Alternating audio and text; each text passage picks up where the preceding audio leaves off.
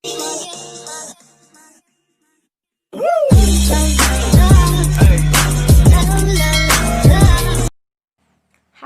assalamualaikum warahmatullahi wabarakatuh. Selamat pagi, selamat siang, selamat sore, dan selamat malam. Tergantung kepada teman-teman kapan melihat video ini. Baik, sebelum saya lanjut, saya akan memperkenalkan diri dulu. Perkenalkan, nama saya Lili Rahmayuni dari Prodi Pendidikan Sejarah FKIP Universitas Riau. Adapun tujuan dari membuat video ini yaitu bertujuan untuk memenuhi tugas mata kuliah media pembelajaran.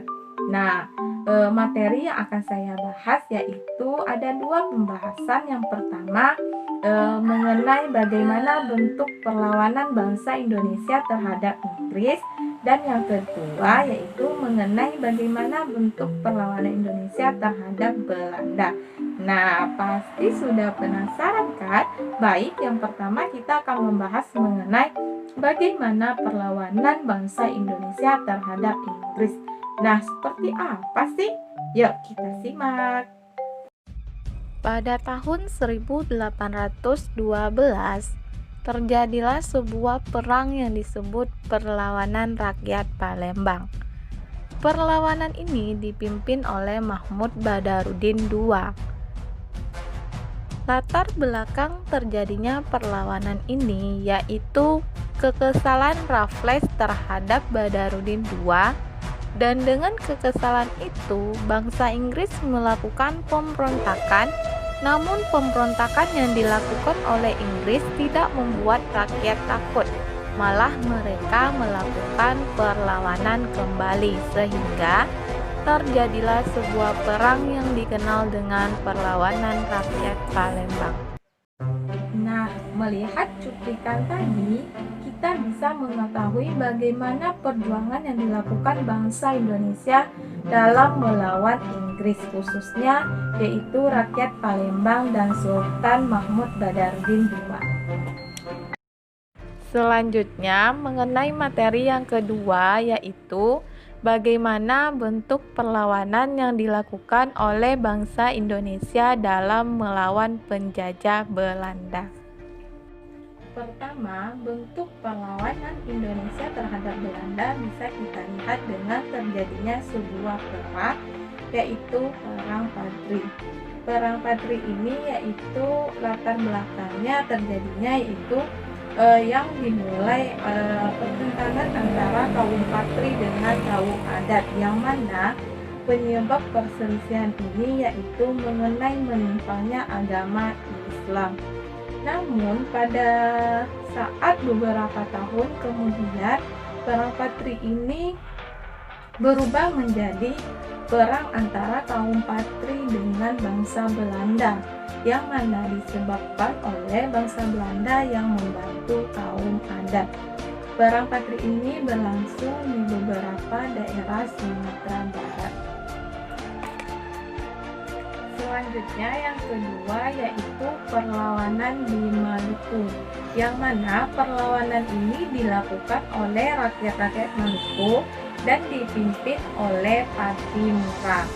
Perlawanan ini awalnya membuat bangsa Belanda menjadi kacau karena perlawanan yang dipimpin oleh Patimura ini sangat bersemangat dan membuat bangsa-bangsa Belanda menjadi lemah. Namun dengan taktik Belanda yang licik, kaum atau perlawanan yang dilakukan di Maluku menjadi lemah sehingga Patimura ditangkap dan dihukum gantung oleh bangsa Belanda.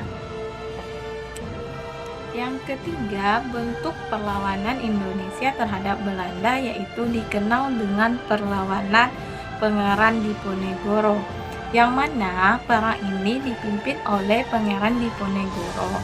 Latar belakang terjadinya perang ini yaitu awalnya pihak Belanda yang melakukan pemasangan patok tanpa izin dan membuat Pangeran Diponegoro menjadi marah.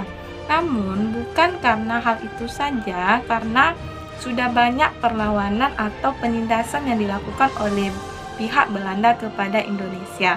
sehingga Pangeran Diponegoro menjadi marah dan melakukan sebuah pemberontakan yang dikenal dengan perlawanan Pangeran Diponegoro. Perlawanan ini dikenal sebagai perlawanan yang paling besar atau yang paling mengguncang bangsa Belanda, sehingga perlawanan ini disebut dengan Perang Jawa. Selanjutnya yang keempat yaitu dikenal dengan sebagai Perang Jagaraga.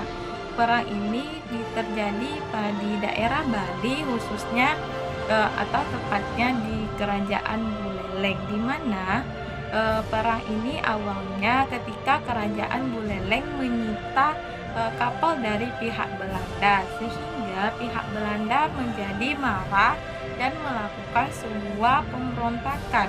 Namun pihak Buleleng sendiri melakukan perlawanan terhadap pemberontakan yang dilakukan oleh pihak Belanda, sehingga terjadilah sebuah perang yang besar di daerah Bali yang disebut dengan Perang Jagaraga.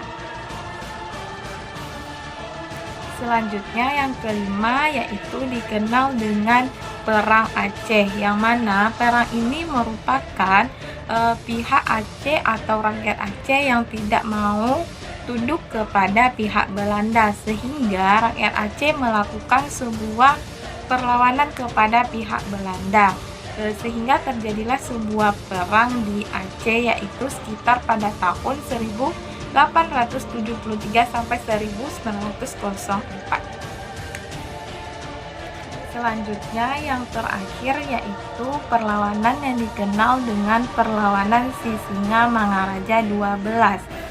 Perlawanan ini terjadi di tanah Batak, yaitu bangsa Belanda ingin menguasai tanah Batak, namun rakyat-rakyat Batak melakukan perlawanan terhadap Belanda yang ingin menguasainya, sehingga terjadilah sebuah perang yang disebut dengan Perang Sisingamangaraja dan dipimpin sendiri oleh Sisingamangaraja.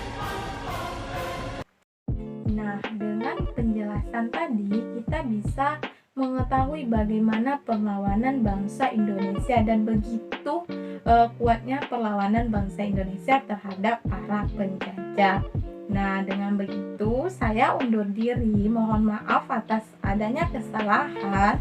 Sekian, terima kasih. Assalamualaikum warahmatullahi wabarakatuh.